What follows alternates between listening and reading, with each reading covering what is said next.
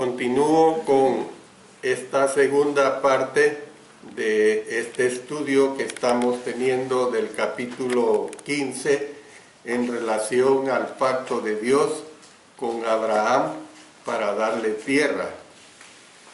En la declaración que dice que la fe de Abraham le fue contada por justicia, ¿qué quiere decir el término justicia? O sea, la frase en el idioma hebreo es tzedakah. O sea, el uso frecuente de esta palabra en el Antiguo Testamento es con respecto a las personas que hacían buenas obras o eran moralmente rectas. En Génesis 30:33 dice: así responderá por mi honradez mañana, cuando vengas a reconocer mi salario, toda la que no fuere pintada ni manchada en las cabras y de color oscuro entre mis ovejas, se me ha de tener como de hurto. En Deuteronomio capítulo 6, versos 24 y 25. Y nos mandó Jehová que cumplamos todos estos estatutos y que temamos a Jehová nuestro Dios, para que nos vaya bien todos los días y para que nos conserve la vida como hasta hoy. Y tendremos justicia cuando cuidemos de poner por obra todos estos mandamientos delante de Jehová nuestro Dios, como Él nos ha mandado. Luego en Isaías 33:5, será exaltado Jehová, el cual mora en las llanuras, llenó a Sión de juicio y de justicia. Ezequiel 14:14 y 20, si estuviesen en medio de ella estos tres varones, Noé, Daniel y Job, ellos por su justicia librarían únicamente sus propias vidas, dice Jehová el Señor, y estuviesen en medio de ellas Noé, Daniel y Job, dice Jehová, vivo yo, dice Jehová el Señor, no librarían a hijo ni a hija, ellos por su justicia librarían solamente sus propias vidas. Todo lo anterior contrasta con la clase de maldad e inmoralidad practicada por los habitantes de Sodoma y de Gomorra. Abimelech hizo un contraste similar en Génesis 24, mas Abimelech no se había llegado a ella y dijo: Señor, ¿matarás también al inocente? La ley que luego fue dada a Israel decía que los justos deberían ser absueltos, o sea, el tzedakah, en casos judiciales, por supuesto, mientras que los malos tenían que ser condenados. Miren lo que dice Deuteronomio 25:1.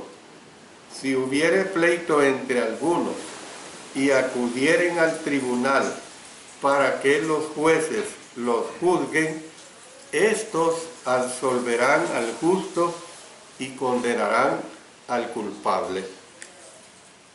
Ezequiel dijo que el hombre sería justo cuando hiciere según el derecho y la justicia. Ezequiel 18:5. Y el hombre que fuere justo e hiciere según el derecho y la justicia, dice. Luego incluyó una extensa lista de pecados y vicios que un hombre justo no cometería. Hay que ponerle cuidado en esta lectura de Ezequiel 18, versos 6 al 8. Dice: que no comiere sobre los montes, ni alzare sus ojos a los ídolos de la casa de Israel, ni violare la mujer de su prójimo, ni se llegare a la mujer menstruosa, ni oprimiere a ninguno, que al deudor devolviere su prenda, que no cometiere robo, y que diere de su pan al hambriento, y cubriere al desnudo con vestido, que no prestare a interés, ni tomare usura, que de la maldad retrajere su mano, e hiciere juicio verdadero entre hombre y hombre. Haciendo un recuento, tenemos 1, 2, 3, 4, 5, 6, 7, 8, 9, 10, 11, 12, 13, 14 prohibiciones están dadas aquí en esta relación que se hace de Ezequiel capítulo 18, los versos 6 al 8. Resumió la descripción diciendo: el hombre que en mis ordenanzas caminare y guardare mis decretos para hacer rectamente, este es justo, este vivirá, dice Jehová el Señor. Ezequiel 18:9.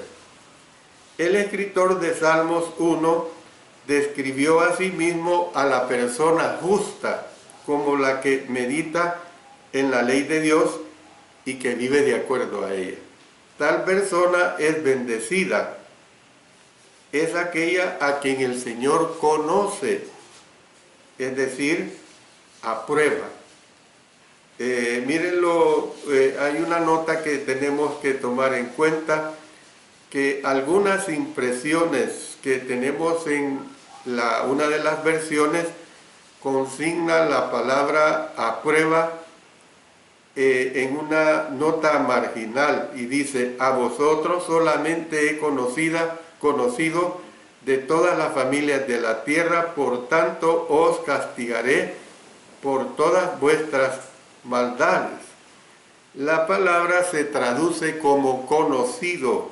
En realidad, yada quiere decir conocer de una manera íntima, o sea, conocer de una manera física. El caso de Adán con Eva. Conoció Adán a su mujer Eva, la cual concibió y dio a luz a Caín, y dijo: por voluntad de Jehová he adquirido varón. También conocer se puede aplicar espiritualmente. En Oseas 2:20 dice: y te desposaré conmigo en fidelidad, y conocerás a Jehová. Entonces, tal persona pues es bendecida, es aquella a quien el Señor conoce, o sea, aprueba, y contrasta con el malvado que perecerá como el tamo. Noten lo que nos dice el primer salmo en los versos 1, 2 y 6. Bienaventurado el varón que no anduvo en consejo de malos, ni estuvo en camino de pecadores, ni en silla de escarnecedores se ha sentado, sino que en la ley de Jehová está su delicia, y en su ley medita de día y de noche. Porque Jehová conoce el camino de los justos, mas la senda de los malos perecerá. Dios no contó la fe de Abraham por justicia, porque sus hechos y conductas merecieran tal recompensa.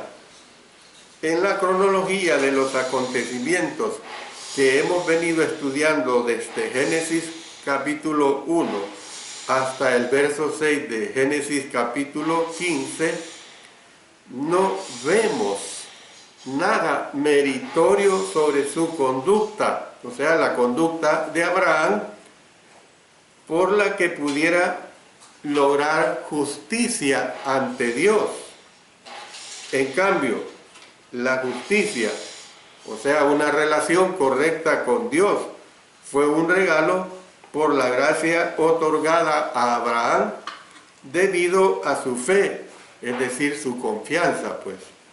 Desde luego, no puso a Dios en deuda con él por sus buenas obras, ni ganó ningún conocimiento divino por ser justo. Vamos a leer, a trasladarnos a algunas citas del Nuevo Testamento en relación a lo que el apóstol Pablo nos dice, aplicándolo a esto que estamos estudiando en relación a la justicia de Abraham. Romanos 3, 21 al 28. Pero ahora, aparte de la ley, se ha manifestado la justicia de Dios, testificada por la ley y por los profetas. La justicia de Dios por medio de la fe en Jesucristo, para todos los que creen en Él, porque no hay diferencia, por cuanto todos pecaron y están destituidos de la gloria de Dios, siendo justificados gratuitamente por su gracia, mediante la redención que es en Cristo Jesús, a quien Dios puso como propiciación por medio de la fe en su sangre para manifestar su justicia, a causa de haber pasado por alto en su paciencia los pecados pasados, con la mira de manifestar en este tiempo su justicia, a fin de que Él sea el justo y el que justifica al que es de la fe de Jesús. ¿Dónde, pues, está la jactancia? Queda excluida. ¿Por cuál ley? ¿Por la de las obras? No, sino por la ley de la fe. Concluimos, pues, que el hombre es justificado por fe sin las obras de la ley. Todo esto contrasta pues con esta situación que se quiere decir de que Abraham fue justificado por las obras que él hizo. Nunca se ve esta situación en las Sagradas Escrituras y en el Nuevo Testamento es aclarado. Vámonos ahora a Romanos capítulo 4, versos 1 al 8. ¿Qué pues diremos que halló Abraham, nuestro padre, según la carne? Porque si Abraham fue justificado por las obras, tiene de qué gloriarse, pero no para con Dios. Porque ¿qué dice la Escritura? Creyó Abraham a Dios y le fue contado por justicia. Pero al que obra, no se le cuenta el salario como gracia, sino como deuda. Mas al que no obra, si no cree en aquel que justifica al impío, su fe le es contada por justicia. Como también David habla de la bienaventuranza del hombre a quien Dios atribuye justicia sin obras, diciendo: bienaventurados aquellos cuyas iniquidades son perdonadas y cuyos pecados son cubiertos. Bienaventurado el varón a quien el Señor no inculpa de pecado.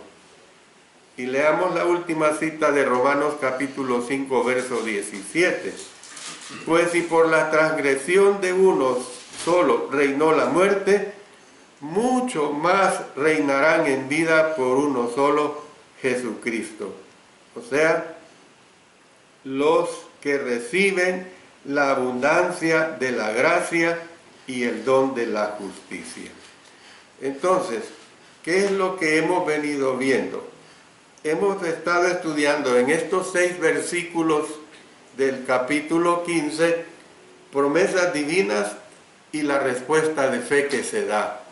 Pero ahora vamos a entrar a otro aspecto interesante, por cierto, y es la preparación para un pacto que está versada en los versos 7 hasta el 11. Vamos a leer estos versos 7 al 11. Y le dijo: yo soy Jehová, que te saqué de Ur de los Caldeos para darte a heredar esta tierra. Y él respondió: Señor Jehová, ¿en qué conoceré que la he de heredar? Y le dijo: tráeme una becerra de 3 años, y una cabra de 3 años, y un carnero de 3 años, una tórtola también y un palomino. Y tomó él todo esto, y los partió por la mitad, y puso cada mitad una enfrente de la otra, mas no partió las aves. y descendían aves de rapiña sobre los cuerpos muertos, y Abraham y las ahuyentaba. Dios le había hecho promesas increíbles a Abraham, tan increíbles que le fueron difíciles de aceptar. Así fue como en un principio procedió Abraham en relación a lo que Dios le decía. Yo me pregunto, ¿actuaremos nosotros igual a Abraham o quizás peor, hablándonos directamente Dios? Como garantía de sus promesas y su fiel relación con aquel a quien se las había hecho, Dios selló un pacto con este héroe bíblico en una ceremonia única, porque esto es lo que se ve acá, una ceremonia única, una ceremonia muy especial. Dice el verso 7, y le dijo: yo soy Jehová, que te saqué de Ur de los Caldeos, para darte a heredar esta tierra.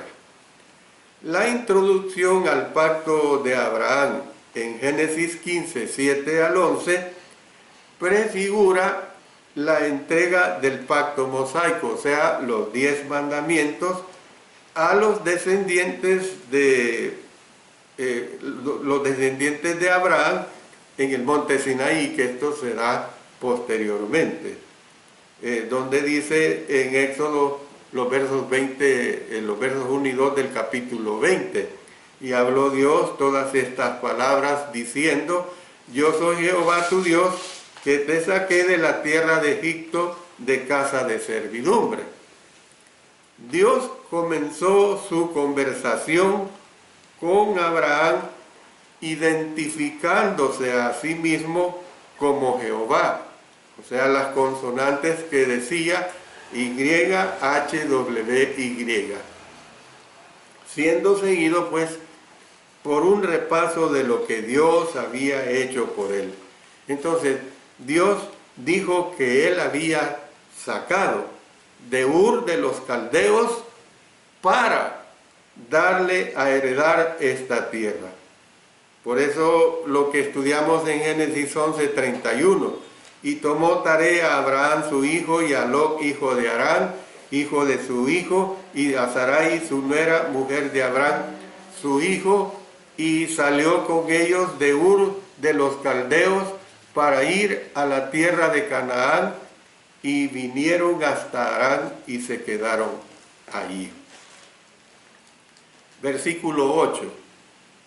En esta ocasión, la respuesta de Abraham a Dios fue una petición, porque miren lo que dice: y él respondió: Señor Jehová, ¿en qué conoceré que la he de heredar? Eso se la hace Abraham esta pregunta a Dios.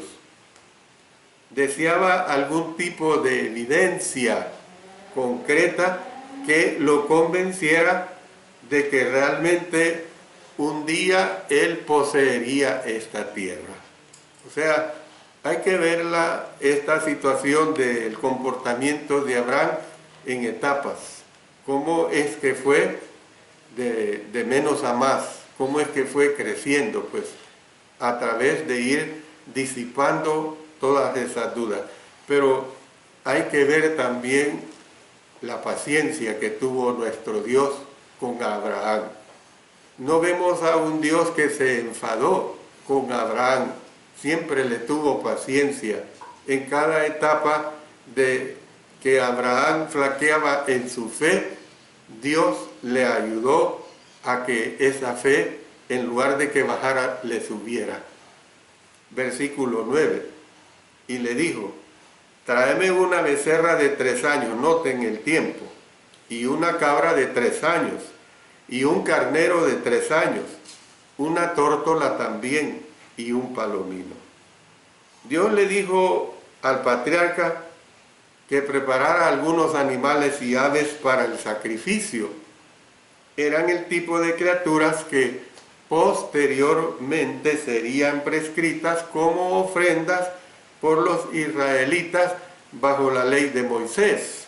Y esto se ve claramente ya a partir del libro de Éxodo y así como va corriendo en Levítico, en Números, hasta llegar a Deuteronomio. El Señor le instruyó a Abraham que trajera una becerra, una cabra, un carnero, una tórtola y un palomino. En el caso de los animales, cada uno había de ser de 3 años de edad, no podía ser de menos de esa edad, lo que podría indicar la edad óptima de valor. Y luego tenemos que ver pues que para Abraham, como hombre rico que era, el patriarca podía darse el lujo de traer tales animales, pues de traer tales sacrificios. Evidentemente que Dios no le iba a pedir a un hombre pobre que trajera esa cantidad de animales, pero a Abraham le sobraban esas posibilidades para traer esos animales y ser sacrificados. Versículo 10 dice, y tomó él todo esto. Noten que no hay rebeldía de parte de Abraham, es obediente. Y los partió por la mitad, y puso cada mitad una enfrente de la otra, mas no partió las aves. Abraham pues parte los animales por esa mitad y los presenta al Señor, excepto las aves. La expresión hebrea, hacer un pacto, esto es bien interesante. Hacer un pacto quiere decir literalmente partir un pacto. La palabra partir es karat, con K al principio y TH al final. Karat, partir un pacto. Noten lo que tenemos en el verso 18 de este capítulo 15. En aquel día hizo Jehová un pacto con Abraham, diciendo, a tu descendencia daré esta tierra, desde el río de Egipto hasta el río grande, el río Éufrates. La razón de tal descripción puede ser que todas las víctimas de los sacrificios eran degolladas y algunas eran partidas en dos para las ceremonias del pacto. El único otro ejemplo bíblico de partir un pacto está en Jeremías y lo vamos a leer en el capítulo 34, los versos 18 y 19. Y entregaré a los hombres que traspasaron mi pacto, que no han llevado a efecto las palabras del pacto que celebraron en mi presencia, dividiendo en dos partes el becerro y pasando por medio de ellas, a los príncipes de Judá y a los príncipes de Jerusalén, a los oficiales y a los sacerdotes y a todo el pueblo de la tierra que pasaron entre las partes del becerro. ¿Qué describe pues un evento que tuvo lugar durante el sitio de Jerusalén por el ejército de Babilonia entre los años 588 al 586 a.C.? La situación en la ciudad era desesperada y los propietarios de esclavos necesitaban que sus esclavos ayudaran a defender la ciudad. Por lo tanto, acordaron liberar a los esclavos hebreos, tanto hombres como mujeres. Hicieron un pacto solemne, sellado con un ritual que implicaba cortar un ternero en dos y pasar entre las porciones. Todos los líderes de la ciudad participaron en esta ceremonia, incluidos las autoridades de Judá y de Jerusalén, los funcionarios judiciales también, los sacerdotes y el pueblo. Todos ellos estuvieron incluidos. Al pasar entre las porciones cortadas del cadáver del animal, estaban evidentemente invocando una maldición sobre sí mismos en el caso de que no cumplieran su promesa de liberar a sus esclavos. La amenaza de muerte que está ilustrada por esta espantosa escena del animal sacrificado les esperaba si transgredían este pacto. En esencia, pues, lo que se estaba diciendo, que así nos pase a nosotros como a este animal, si no cumplimos el compromiso que estamos realizando. Imagínense qué sucedería que si así fuera hasta ahora en día esta situación, cuando no cumplimos un compromiso, cuando no cumplimos un pacto que se ha hecho. Realmente es algo duro.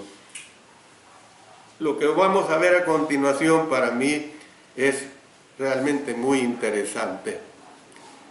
Cuando Faraón Ofra trajo su ejército a Judá, en un vano intento por salvar la ciudad sitiada, los babilonios levantaron temporalmente el asedio a Jerusalén para salir y luchar contra los egipcios.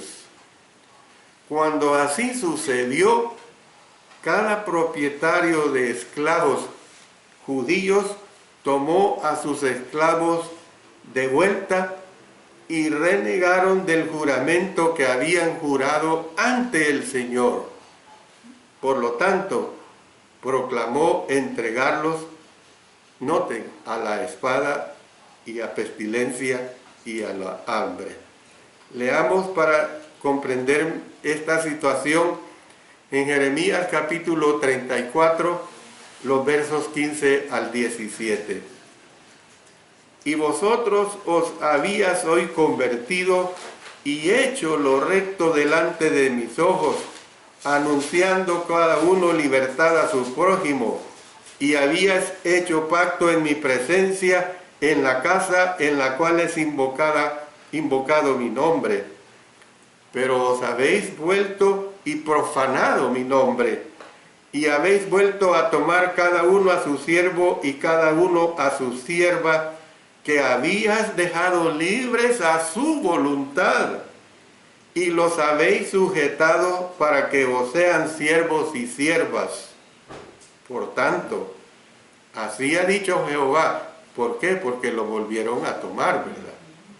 Así ha dicho Jehová: vosotros no me habéis oído para promulgar cada uno libertad a su hermano y cada uno a su compañero. He aquí que yo promulgo libertad, dice Jehová, a la espada y a la pestilencia y al hambre, y os pondré por afrenta ante todos los reinos de la tierra. Con Jehová no se juega, con Dios no se juega.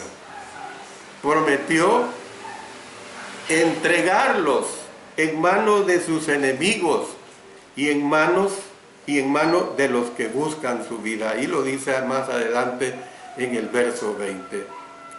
Si los líderes del pueblo de Dios eran tan duros de corazón que podían tratar a sus semejantes, o sea, esclavos y esclavas hebreos, ¿verdad?, de manera tan insensible, después de hacer un juramento en el nombre de Jehová, no había esperanza de que alguna vez se arrepintieran de sus pecados.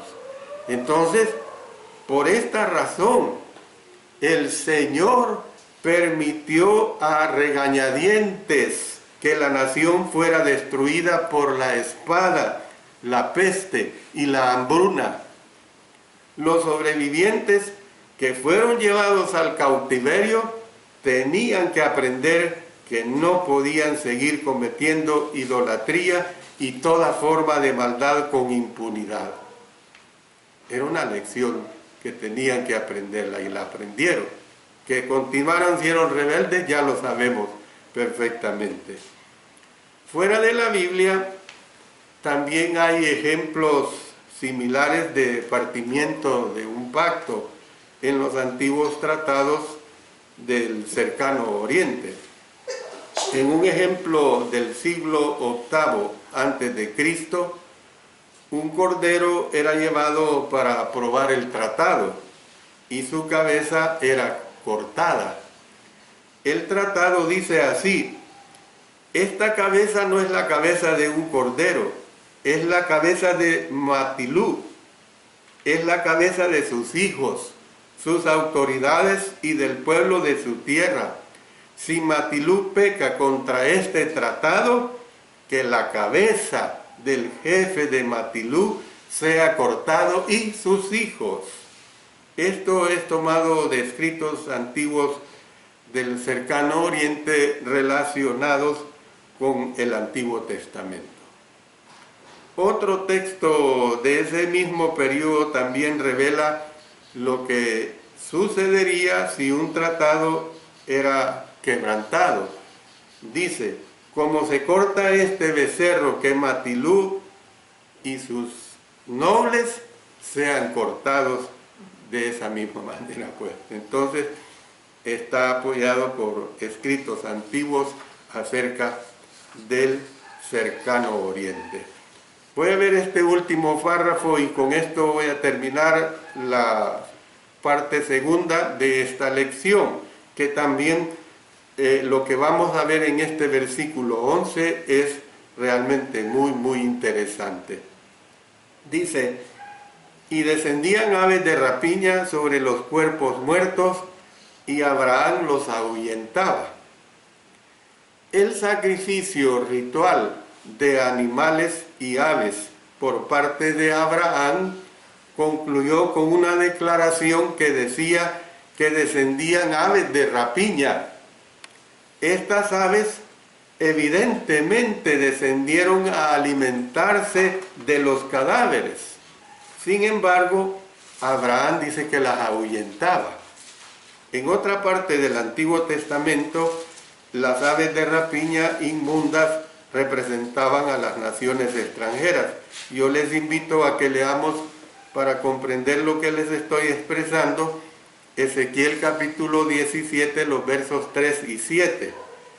Y dirás: así ha dicho Jehová el Señor, una gran águila de grandes alas y de largos miembros, llena de plumas de diversos colores, vino al Líbano y tomó el cogollo del cedro. Había también otra gran águila de grandes alas y de muchas plumas, y he aquí que esta vid juntó cerca de ella sus raíces y extendió hacia ella sus ramas para ser regada por ella por los surcos de su plantillo. Zacarías 5:9. Alcé luego mis ojos y miré, y he aquí dos mujeres que salían y traían viento en sus alas, y tenían alas como de cigüeña, y alzaron el efa entre la tierra y los cielos. Entonces, por lo tanto, algunos sugieren que los animales de sacrificio aquí representan a la nación de Israel, y que Abraham, en cierto sentido, estaba protegiendo a sus futuros descendientes de los ataques de las naciones gentiles. Probablemente esta interpretación va más allá o demasiado en la motivación y compartimiento de Abraham. Lo más probable es que era simplemente una observación de lo que ocurre en la naturaleza cuando un animal muerto queda tirado en el suelo. Las aves de presa naturalmente serían atraídas, y cualquier adorador seguramente estaría inclinado a impedir que los carroñeros devoren los animales para el sacrificio que estaban utilizándose en una ceremonia solemne en respuesta al mandamiento de Jehová. Con esto pues termino esta segunda parte. Yo les invito para el próximo día del Señor. Voy a seguir con este estudio tan interesante acerca del pacto de Dios con Abraham para darle tierra. Todos estos aspectos hay que tomarlos muy en cuenta, porque les vuelvo a hacer énfasis, recordar. Lo veremos todavía con más claridad cuando lo apliquemos todo esto a nuestra vida cristiana. Y en el próximo estudio vamos a comenzar viendo con una profecía del pacto, que lo vamos a basar en el capítulo 15 de Génesis, los versos 12 hasta el 16, y vamos a seguir progresando en estos estudios. Como siempre, que Dios bendiga su bendita palabra y nos bendiga a cada uno de nosotros. Oremos. Padre Celestial, nuevamente te damos gracias que como iglesia nos permites presentar el mensaje tuyo, el mensaje que de veras nos edifica, el mensaje que a nosotros nos ayuda enormemente. Gracias, Señor, por estas bellas oportunidades que nos das la vida, que nos das las facultades mentales y espirituales para poder estudiarla. Lo hacemos todo en el poderoso nombre de nuestro Señor Jesucristo. Amén. Amén.